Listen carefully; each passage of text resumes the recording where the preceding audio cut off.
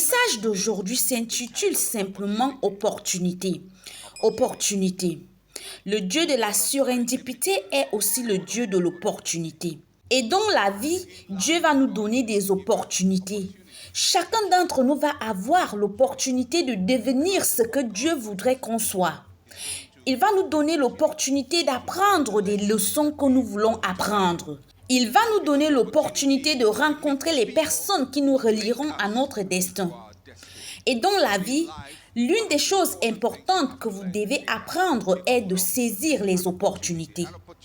Une opportunité est simplement un ensemble de circonstances qui rendent possible de faire quelque chose. Un ensemble de circonstances qui rendent possible de faire quelque chose. Et vous n'aurez pas qu'une seule opportunité dans la vie. Probablement en une journée, vous aurez un millier d'opportunités de faire la bonne chose, de faire la mauvaise chose, de faire le bon choix, de rencontrer la bonne personne ou de ne pas faire ces choses. Donc, les opportunités se présentent à nous et la façon dont nous accédons aux opportunités déterminera les résultats de nos vies. S'il vous plaît, ouvrez avec moi la Bible dans le livre d'Ecclésiaste au chapitre 9. Et nous allons lire le verset 11. Il dit, « J'ai encore vu sous le soleil que la course n'est point aux agiles, ni la guerre aux vaillants, ni le pain aux sages, ni les richesses aux intelligents, ni la faveur aux savants, car tout dépend pour eux du temps et des circonstances. » Dans ce passage, on nous présente certains facteurs que nous considérons tous comme de bons facteurs. Des facteurs tels que la force, la rapidité, l'intelligence, être érudit ou être habile. Si vous demandez à des individus ce qu'ils considèrent comme facteurs cruciaux pour la réussite d'une personne dans la vie, je suppose que ce sont ces facteurs qu'ils proposeraient. Que la personne doit être intelligente, habile, forte, rapide, elle devrait aller à l'école et être sage. Il faudrait avoir de la compréhension et tout cela. Ce sont des facteurs que nous visons tous. Nous voulons tous être forts, rapides, capables de répondre rapidement.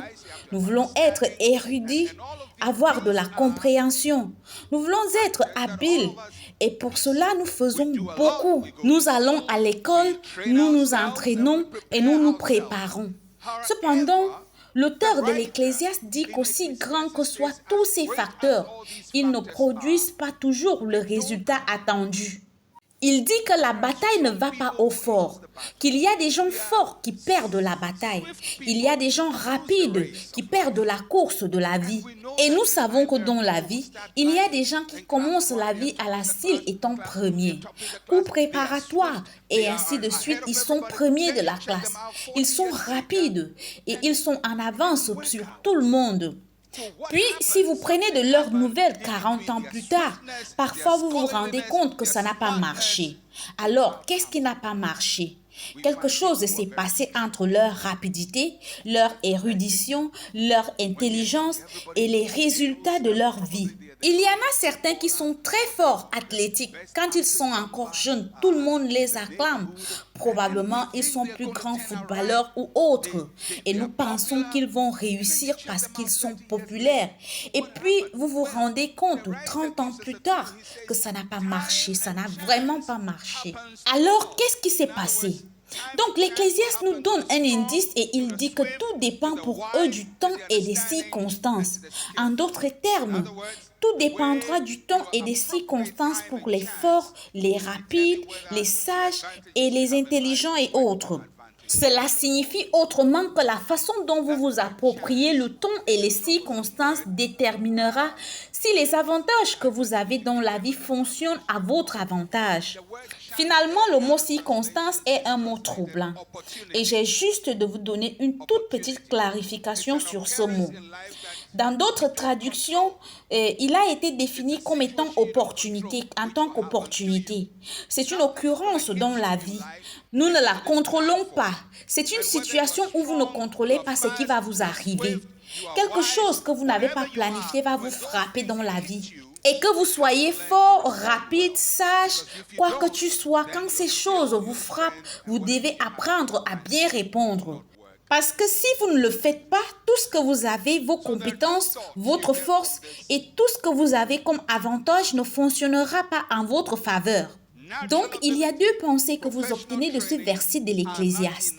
La première est que nos capacités naturelles et la formation professionnelle ne sont pas suffisantes pour garantir le succès. Et c'est vrai. Chacun d'entre nous a des histoires et peut-être des histoires d'autres personnes avec des capacités naturelles et des grandes formations professionnelles. La deuxième pensée que l'on peut tirer de ce verset est que la façon dont nous réagissons aux événements de la vie détermine notre succès dans la vie. Les événements de la vie. Les choses que vous n'avez pas planifiées, les choses auxquelles vous ne vous attendiez pas, les choses que vous n'avez jamais souhaitées. Et la façon dont vous y répondez déterminera comment les choses se dérouleront pour vous. Dieu est à l'œuvre avec nous à chaque saison de la vie, à travers les épreuves, à travers la tragédie, à travers le triomphe. Dieu est toujours avec nous. Et dans n'importe quelle circonstance où nous nous trouvons, nous devons être assurés que sa présence est avec nous. Donc, comment l'opportunité s'inscrit-elle dans les occurrences de la vie? Il y a 3 phases d'opportunité. L'opportunité ne se présente pas toujours de la même façon. Elle a 3 phases et ces 3 phases d'opportunité se présentent à différents moments. La première phase d'opportunité est le visage du chaos. Lorsque les choses sont faites hors de leur ordre normal, l'opportunité ne vient pas toujours quand nous sommes prêts et quand nous l'attendons et quand nous sommes préparés. Parfois, c'est le chaos qui apporte l'opportunité. Très souvent, nous voulons voir la puissance de Dieu. Comment voir la puissance de Dieu? Nous voyons la puissance de Dieu dans la tempête quand il y a des échelles.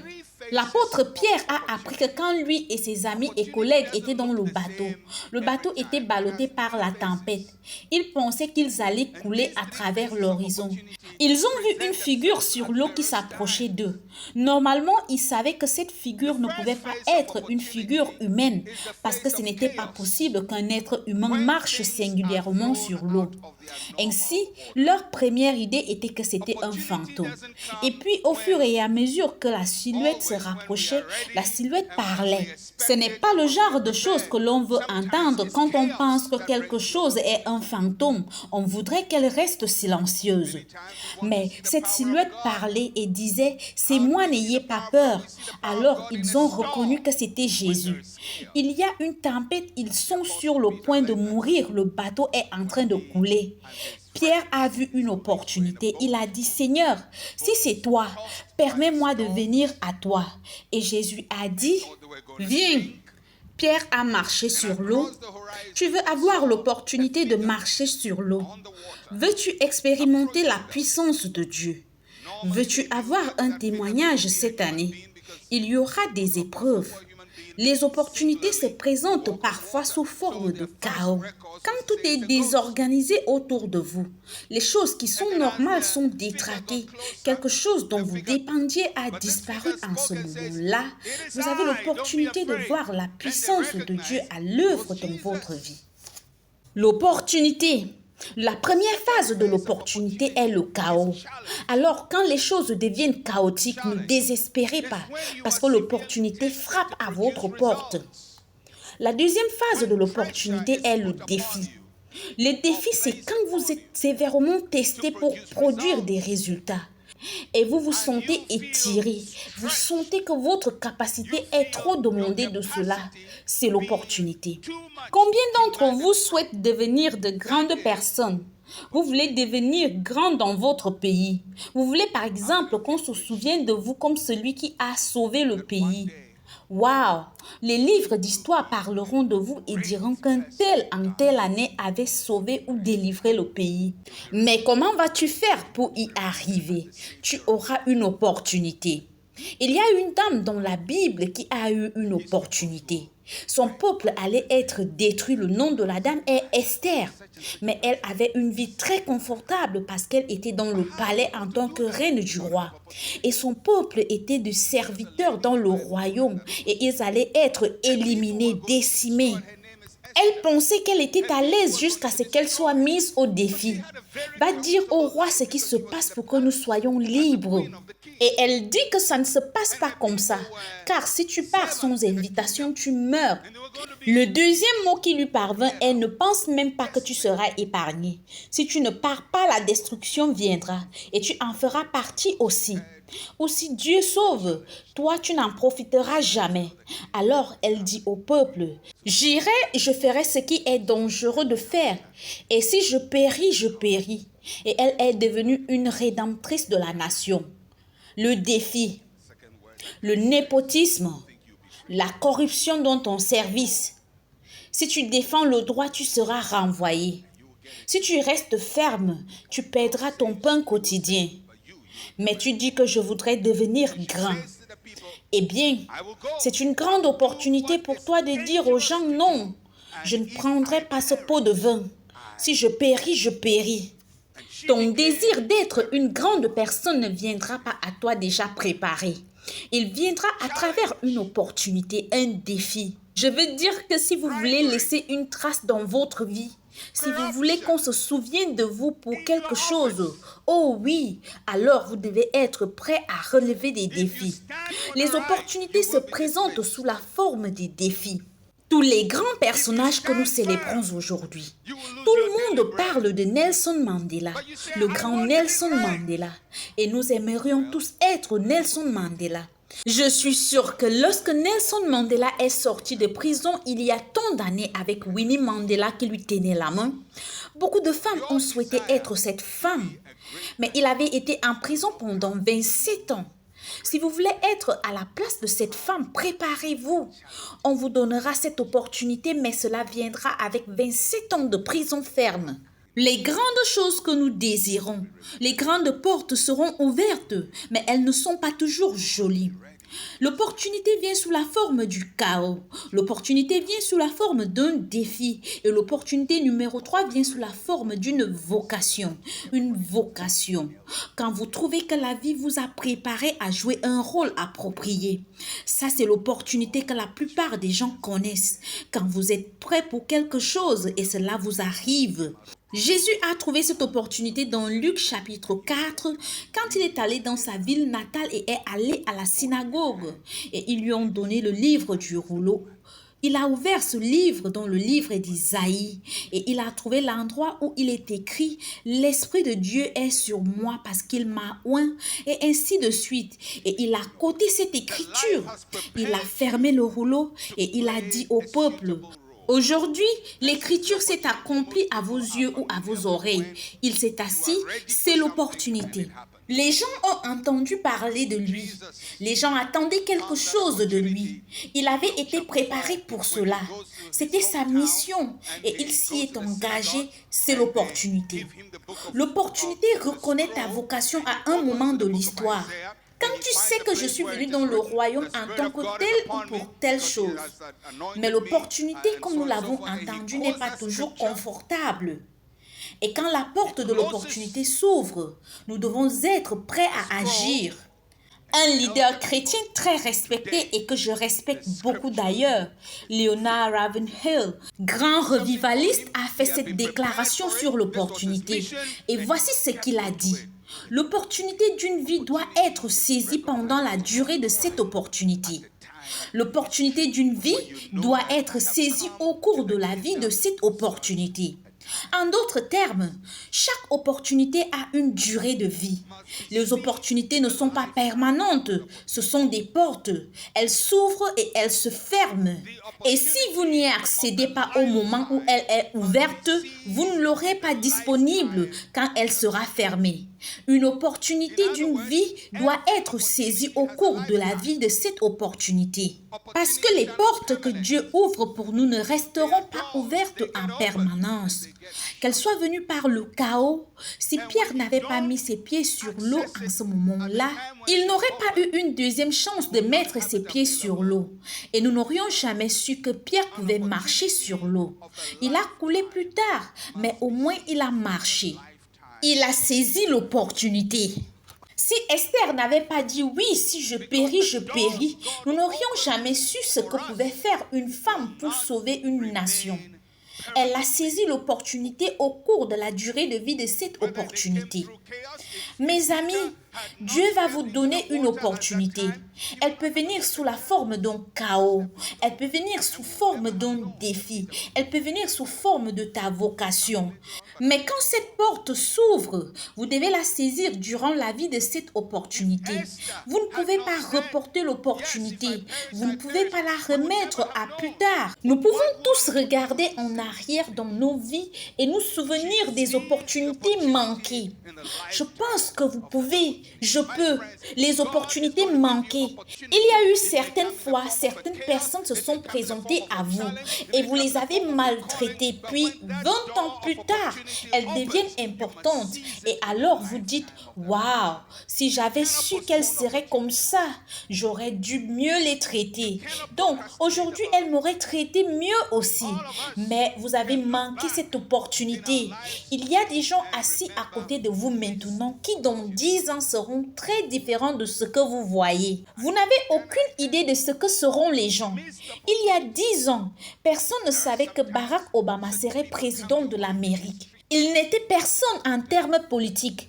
Personne, je suis sûre qu'il y a des gens qui disent « si je savais ». Ce maigrilet passé ici devant chez moi, si j'avais su un jour qu'il serait président, je lui aurais donné à manger. J'aurais été gentil avec lui, j'aurais discuté avec lui, j'aurais été gentil avec ses enfants, mais ils n'ont jamais su. Tu n'as aucune idée du destin des gens que Dieu amène dans ta vie. C'est pourquoi la Bible dit dans Ecclésiaste chapitre 11 verset 1, « Jette ton pain sur la face des eaux ». Au verset 6, elle dit, « Sème ta sémence dès le matin et ne laisse pas reposer tes mains le soir ».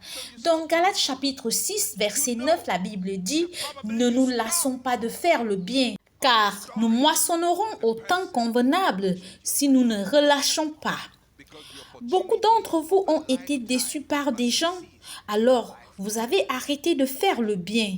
Mais savez-vous que probablement vous vous êtes arrêté sur l'histoire de la personne qui changerait votre vie? Ne vous lassez pas. Si vous voulez sourire aux gens, souriez parce que vous ne savez pas quel sourire sera le sourire bénéfique dans 20 ans.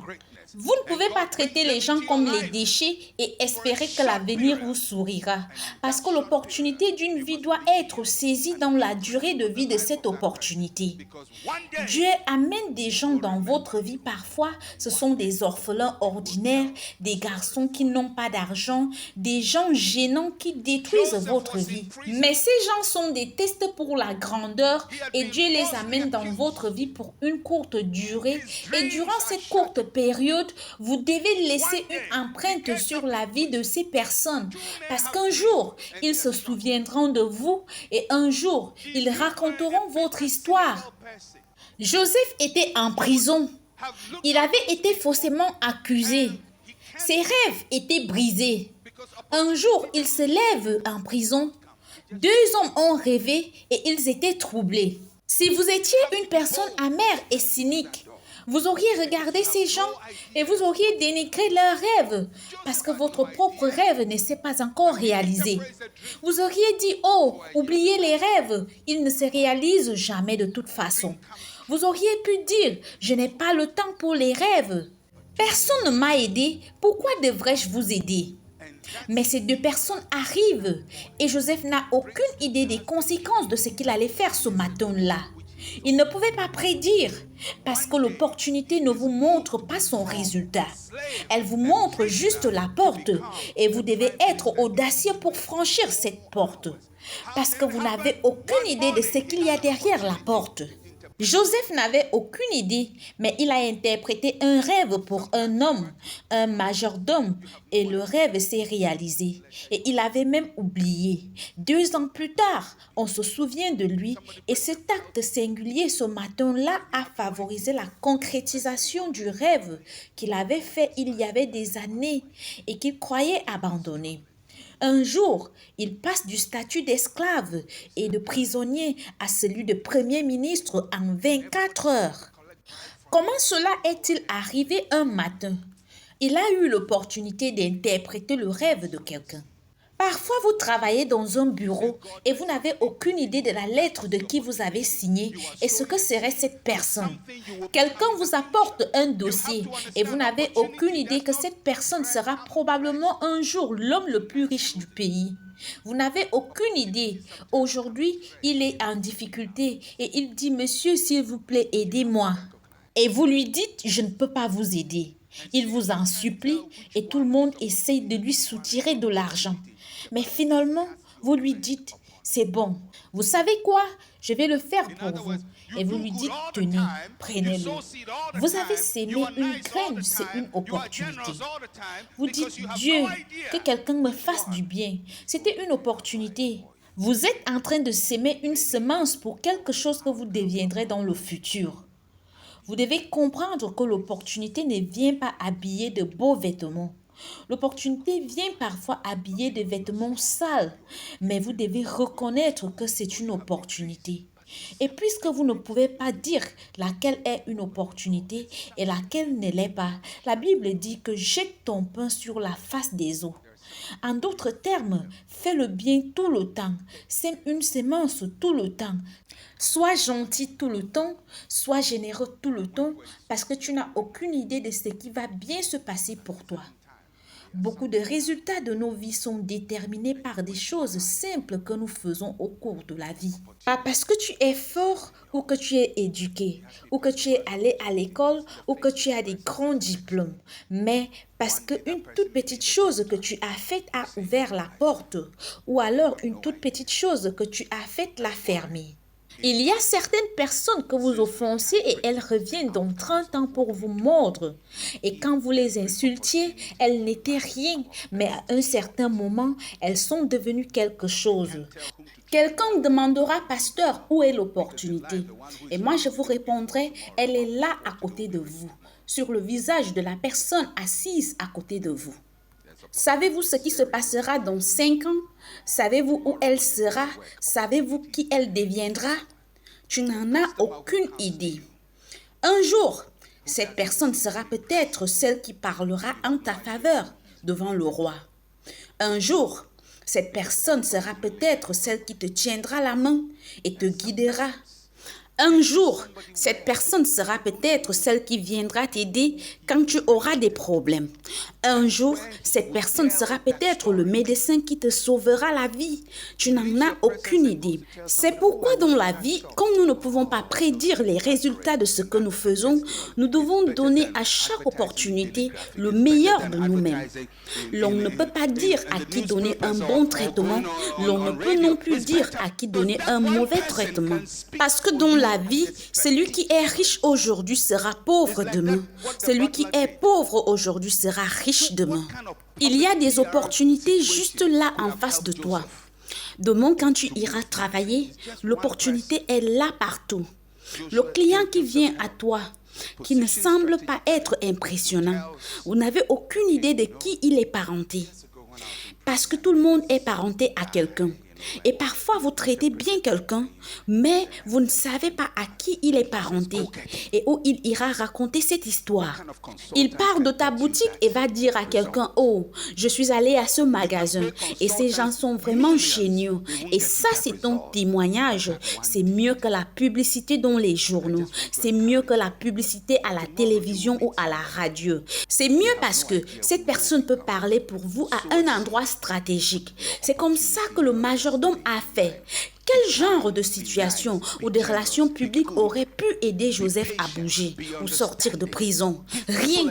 C'est juste une personne. L'aide de Joseph est une personne stratégiquement positionnée qui dit au roi, « Vous savez, il y a des années quand j'étais en prison, j'ai rencontré ce type, tu sais, il a interprété mon rêve et il s'est réalisé. » Et le roi a dit, « Va le chercher. » Quel genre de consultant peut obtenir ce genre de résultat?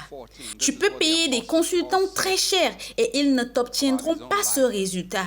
Mais celui-là l'a fait. Je veux juste t'encourager. Demain, tu vas rencontrer quelqu'un. Tu n'as aucune idée de qui il va devenir. Sème une sémence avec ton opportunité et ton destin en tête. Sois gentil, sois généreux, sois bon, sois patient, sois compréhensif. Donne une chance aux gens. Donne-leur une pause. Pardonne-leur parce que tu n'as aucune idée de la semence que tu sèmes. Philippiens chapitre 1 du verset 12 au verset 14. C'est ce que l'apôtre Paul a dit de sa propre vie. Si vous connaissez Paul, personne n'a souffert ou n'a eu de calamité de façon répétée comme Paul. D'un problème à un autre, il a été lapidé, un autre moment il fait naufrage, un moment suivant, les gens le trahissent. Je veux dire qu'il part de problème en problème. Un temps, il est jeté en prison, il est injustement accusé et injustement puni. Et écoutez comment Paul voyait les circonstances de sa vie. Il dit, je tiens à ce que vous sachiez, frères et sœurs, ce qui m'est arrivé a plutôt servi la cause de l'évangile. En effet, toute la garde prétorienne et tous les autres savent que c'est parce que je sers Christ que je suis en prison. De plus, mon emprisonnement a encouragé la plupart des frères et sœurs à faire confiance au Seigneur. Aussi, redouble-t-il d'audace pour annoncer sans crainte la parole de Dieu. Quand Dieu a appelé Paul, lorsque Paul était sur le chemin de Damas, il a eu une parole prophétique. Si vous vous en souvenez, Jésus lui a parlé et il a dit « Je t'emmènerai devant les rois pour annoncer l'évangile et apporter la lumière aux païens ». La question est de savoir comment Paul aura l'opportunité de présenter l'évangile devant les rois. Le plus grand roi de l'époque était César et il était à Rome. Paul était à Jérusalem et si vous connaissez un peu l'histoire de l'époque, il n'y avait aucune chance qu'un prédicateur juif se trouve à Rome pour prêcher à César. Donc, Paul prêche et je suis sûr qu'il se demande quand est-ce que cette prophétie va se réaliser. Quand est-ce que cette prophétie va se réaliser? Et comme la plupart d'entre nous, oh Dieu, laisse la prophétie se réaliser. Donc, un jour, pendant qu'il prêchait, il est arrêté, c'est le début de l'accomplissement de la prophétie. Il est arrêté et il dit, mais où est le lien entre mon arrestation et la prophétie? J'ai une prophétie et je suis maintenant en prison. Donc, il est arrêté par les Juifs et c'est plus tard qu'il apprend que les Juifs voulaient vraiment le tuer. Donc, il est amené devant le siège du jugement et il sait qu'ils essayent de planifier de l'amener à Jérusalem pour le tuer. Et il dit non, non, non, non, non, je me tiens devant César et j'en appelle à César. C'était juste un simple appel, un appel à la cour. Ils ont dit bon, si vous avez fait appel à César, nous ne pouvons rien faire. Donc, ils l'ont envoyé à Rome. Il n'y est pas allé pour prêcher, mais pour aller essayer de se défendre. Et sur la route, il y a eu un naufrage. Il a été sauvé de toutes sortes d'ennuis.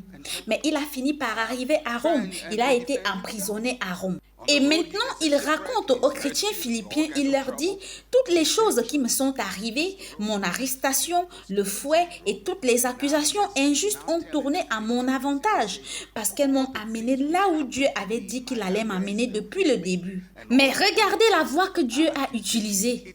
Alors, il dit que maintenant, les dieux écoutent l'évangile. Et il dit que partout dans la prison, des gens sont sauvés, des soldats romains sont sauvés, des païens voient la lumière. Et d'autres chrétiens qui ont vu les faits de mon ministère en prison s'enhardissent à prêcher de plus en plus.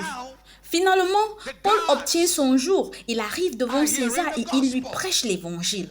Dieu a accompli ce qu'il avait dit qu'il allait faire avec Paul dès le premier jour.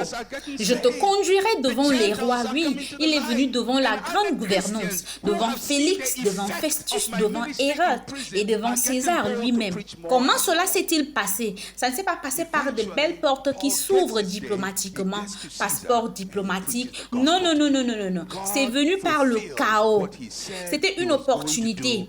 Laissez-moi vous dire que ce que Dieu a dit à propos de vous va se réaliser dans votre vie. Mais cela ne va pas se réaliser de la manière dont vous l'avez imaginé. La plupart d'entre vous espéraient que si Dieu a dit qu'il vous amènera devant les rois, et un jour vous êtes là, vous recevez une lettre du roi. Nous avons entendu parler de vos bonnes actions. Et maintenant, un chariot est là pour vous attendre, pour vous transporter au palais. Alors, nous dirons Jéhovah, oh Seigneur, je vais dire que c'est comme ça que nous souhaitons que la prophétie se réalise. Mais ça se passe par l'emprisonnement, les menaces, les accusations. Et quand il apprend que les gens s'allient pour le tuer, il n'a pas d'autre secours que d'essayer de dire « j'en appelle à César ». Ce n'était pas son plan initial. C'était quelque chose qu'il a dit pour protéger sa vie. mais ça l'a finalement conduit à son destin.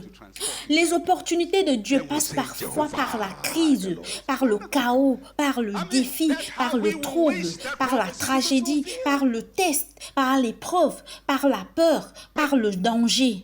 Dans toutes ces circonstances, tu verras Dieu ouvrir une porte. Tu entres dans le danger, mais tu ne meurs pas. Tu entres dans les ennuis, mais tu ne meurs pas. Tu entres dans ce qui tue les gens, mais ça ne te tue pas. Quelque chose doit te dire qu'il y a quelque chose de plus grand qui travaille en ta faveur, plus que juste un événement de la vie. Les gens passent par là, ils ne survivent pas, mais tu sembles survivre. Et c'est ce qui est arrivé à Paul. Il est battu et il ne meurt pas. Il le lapide et il pense qu'il est mort. La fois suivante, il se lève et il prêche. Il va à Rome et il fait naufrage et il est censé mourir, mais il ne meurt pas. Et puis, quand il arrive à l'île de Patmos et qu'il essaye d'allumer le feu, un serpent vient lui mordre la main. Et tout le monde pense qu'il va mourir. Et pourquoi est-ce que l'homme ne meurt-il pas? Parce que quelque chose le guide. Ça ressemble à des ennuis, ça ressemble à un danger, ça ressemble au chaos. Mais Dieu l'amène à l'endroit qu'il a établi pour lui. Je suis venue ici aujourd'hui juste pour vous dire, mes amis, peut-être que vous traversez une tragédie. Vous avez traversé des situations difficiles, mais vous avez l'impression qu'il n'y a pas autre choix. Vous traversez une tragédie et des ennuis et rien ne semble marcher. Vous n'avez aucune idée de l'opportunité que Dieu est en train de créer pour vous. Il dit les choses qui me sont arrivées se sont maintenant transformées en avantage. Vous pouvez regarder la vie et vous verrez que Dieu était là tout le temps. Alors, comment pouvons-nous bénéficier des opportunités? Premièrement, nous devons reconnaître la souveraineté de Dieu sur les événements de la vie. Il y a des événements de la vie sur lesquels vous n'avez pas de contrôle. Un naufrage, une tempête, la famine, des gens qui vous maltraitent, des fausses accusations, l'emprisonnement. Il y a des choses qui arrivent, des choses imprévues arrivent à tout le monde. Des choses dont vous n'espériez pas vous arriveront. Mais quand ces choses arrivent, reconnaissez qu'il y a quelqu'un qui gouverne dans les affaires des hommes. Son nom est Jéhovah. Reconnaissez sa souveraineté sur les événements imprévus de la vie. Les choses ne se produisent pas simplement. Dieu gouverne au milieu de la tempête. Deuxièmement, voyez votre vie à la lumière des grandes leçons de Dieu. Ta vie n'est pas seulement vécue pour toi-même. J'aime ce que Paul dit. Il dit ces choses ont tourné pour l'avancement de l'évangile.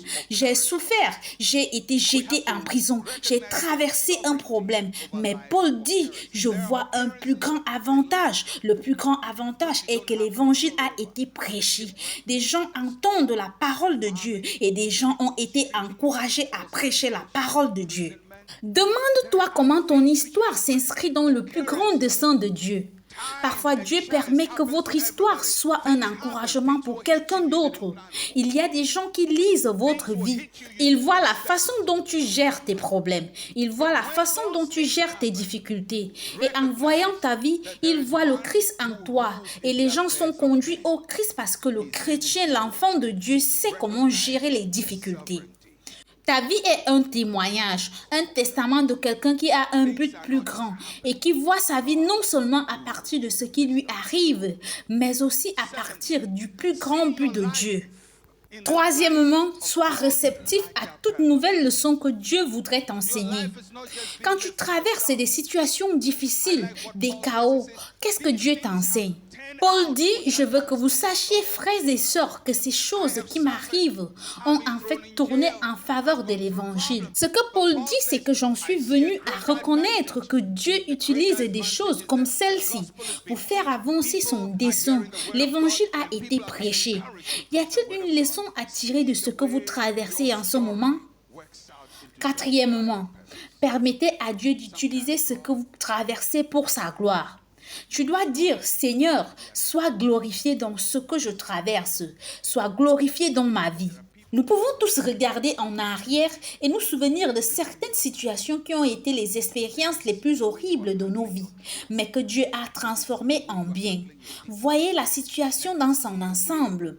La vie n'est pas seulement une question d'aujourd'hui et de ce que vous traversez, mais aussi ce que Dieu est en train de faire dans votre vie, de ce qu'il a apporté et où il vous amène aussi. Quand vous savez ce qu'il fait, alors vous répondez à tout par la foi. Vous êtes courageux, vous êtes audacieux parce que vous savez que Dieu est à l'œuvre et que Dieu est celui qui gouverne dans cette situation. Quand vous êtes sûr de la volonté de Dieu, répondez-y par la foi. Une chère femme de Dieu appelée Helen Keller est née dans une situation très précaire. Elle est née aveugle, sourde et par conséquent muette. Elle ne pouvait pas parler. Et quand elle est née, il n'y avait aucun moyen de lui enseigner quoi que ce soit. Parce que si vous voulez enseigner aux gens ou enfants, ils doivent entendre quelque chose ou ils doivent le voir. Elle ne pouvait pas parler, elle ne pouvait pas entendre. Comment lui enseigner quoi que ce soit? Elle semblait être handicapée. Ses parents ont fait tout ce qu'ils pouvaient pour la traiter et la former. C'était une fille très violente quand elle était petite, très violente, toujours en train de se battre parce qu'elle ne comprenait rien. Vous ne pouviez pas faire appel à elle, vous ne pouviez lui apprendre quoi que ce soit, vous ne pouviez l'instruire. Finalement, les parents ont trouvé une autre femme qui était presque aveugle et qui enseignait aux aveugles, mais qui n'avait jamais enseigné aux aveugles et aux sourds. Helen Keller allait donc être une expérience pour elle. Alors, elle a essayé et elle était frustrée parce qu'elle ne pouvait rien enseigner à cette jeune fille. Jusqu'à ce qu'un jour, elle jouait et elles ont ouvert le robinet et l'eau a coulé sur les mains de la jeune fille. Et l'enseignante a reconnu qu'elle avait remarqué quelque chose de différent. Elle a marqué sur sa paume de main des mots signifiant eau. Et d'une certaine manière, la jeune fille a fait un lien entre ce qui coulait sur sa main et ce qui était marqué sur sa paume de main. Le signe dans sa paume de main était dans le nom de ce qui se passait ou de ce qui tombait sur sa main. Et c'est ainsi que la porte s'est ouverte. Grâce à l'écriture des signes dans sa paume, elle a commencé à apprendre les mots et leur signification. Puis la maîtresse lui a appris à reconnaître toutes ces choses. Helen Keller est finalement devenue une écrivaine phénoménale. Et il serait très bon de lire certains de ses livres. Et je pense qu'elle vous aiderait à comprendre les opportunités. Elle dit que lorsqu'une porte du bonheur se ferme, une autre s'ouvre. Mais souvent, nous regardons si longtemps la porte fermée que nous ne voyons même pas celle qui a été ouverte pour nous. Maintenant, si Helen Keller peut vous conseiller, je pense que vous n'avez aucune excuse. Quand une porte du bonheur se ferme, une autre s'ouvre. Mais souvent, nous regardons si longtemps la porte fermée que nous ne voyons pas celle qui a été ouverte pour nous. C'est pourquoi nous ne pouvons pas voir l'opportunité, parce que nous continuons de regarder ce qui était avant. Si ceci avait été ainsi, si cela n'était pas arrivé, si mon mari ne m'avait pas quitté, si mon père n'avait pas fait ceci, si ma femme n'avait pas fait cela, si ma mère ne l'avait pas fait, si mon professeur ne l'avait pas fait, si seulement j'étais allée à l'école, si seulement mes parents avaient payé mes frais de scolarité, si seulement j'avais eu le capital, si seulement je n'avais pas été stupide de détruire, si seulement, après si seulement. Chaque fois que tu dis si seulement, tu sais ce que tu fais? Tu regardes la porte fermée. Elle est fermée. La porte est fermée, mais la bonne nouvelle, c'est qu'une autre porte s'est ouverte. Pour Helen Keller, la porte de la vue était fermée, la porte de la parole était fermée, la porte de lui était fermée, mais Dieu en a ouvert une autre. C'était la porte de la lecture des mots écrits dans sa paume de main. C'est comme ça qu'elle a appris. C'était peut-être une petite porte, mais c'était une porte. Et cette porte a fait de cette femme une personne motivante dans le monde entier. Un auteur prolifique et une écrivaine, une personne dont la vie inspire beaucoup de gens. Même après sa mort, elle continue d'inspirer les gens. Plusieurs films ont été tournés sur elle. J'ai son film et les gens parlent de ce qui lui était arrivé. Elle dit, si une porte se ferme, Dieu en ouvre une autre. La seule chose, c'est que que nous continuons de regarder la porte fermée et pas la porte ouverte. Je ne sais pas ce que vous regardez, les amis. Ce que vous regardez est parti, c'est parti. Retournez-vous vers quelque chose d'autre qui s'est ouverte. Vous ne pouvez pas passer la vie à vous plaindre. Oh, si seulement ça a été ainsi, si seulement ceci s'est passé, ça ne s'est pas passé. Habituez-vous à cela. C'est fini, c'est cassé. Tu ne peux pas le réparer. Ah, si seulement le garçon avait été gentil. Il n'a pas été gentil. Habitue-toi à cela. Si seulement, s'il m'avait donné de l'argent, il ne t'a pas donné de l'argent. Habitue-toi à cela. Si seulement j'avais un corps fort. Tu n'as pas un corps fort. Habitue-toi à cela. Si j'étais allé en 4e année, tu n'y es pas allé. Tu ne peux pas aller maintenant. Tu es trop vieux pour ça. Tu es plus vieux que le professeur et que le directeur lui-même. Mais il y a une autre porte qui est ouverte. Vous savez, parfois, une personne quitte votre vie, Dieu en amène une autre. Nous sommes tellement amers à propos de ce qui est parti que nous ne pouvons pas embrasser ce qui vient. Parfois, une opportunité se présente et nous sommes tellement en colère que de nouvelles choses arrivent dans nos vies. Mais nous sommes aussi en colère contre ces nouvelles choses. Quelqu'un vous a fait du mal, vous êtes blessé et vous êtes en colère, mais de nouvelles personnes arrivent, elles sont gentilles, mais vous êtes toujours blessé et vous vous battez contre elles. C'est pourquoi parfois nous restons au même endroit, non pas parce que Dieu n'est pas fidèle, Dieu est fidèle. Il dit qu'il n'y aura pas de tentation sur ton chemin que tu ne puisses surmonter, mais avec chaque tentation, il ouvrira un chemin d'évasion. Mon ami, ouvre les yeux, il y a un certain chemin d'évasion, il y a une autre porte, il y a une autre opportunité. Ne garde pas ta vie à l'arrêt de bus, ne reste pas à l'atelier avec tes attaches enlevées, avec ton moteur enlevé, avec tes fenêtres enlevées, avec tes essuie-glaces enlevés, juste assis sur des blocs de ciment parce que quelqu'un a été insensible envers toi. Lève-toi pour ta vie. J'ai dit lève-toi pour ta vie. Dieu a une nouvelle porte pour toi. Il a une nouvelle opportunité pour toi.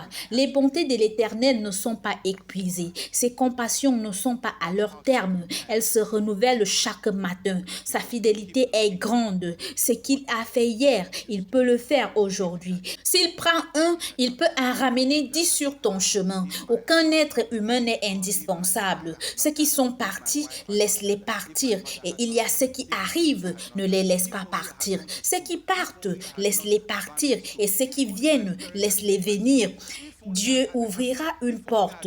Ce pourrait ne pas être de la manière dont tu l'espères, mais il ouvrira la porte. Ce pourrait venir par le chaos, ce pourrait venir par la calamité, ce pourrait venir par le défi, ce pourrait venir par votre vocation, mais Dieu l'ouvrira.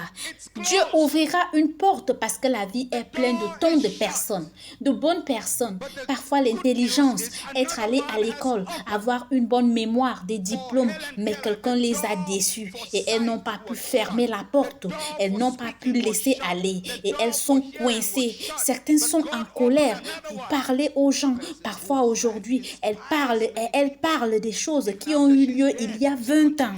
Passez à autre chose. Ne pouvez-vous pas passer à autre chose? Ils vous ont chassé de ce travail. Vous ne pouvez pas trouver un autre travail. C'est pourquoi il dit, la course n'est point aux agiles. Et il y a des gens rapides qui ne peuvent profiter de l'opportunité. Il y a des gens forts qui ratent l'opportunité. Il y a des gens sages qui ratent l'opportunité. Il y a des gens intelligents qui ratent l'opportunité.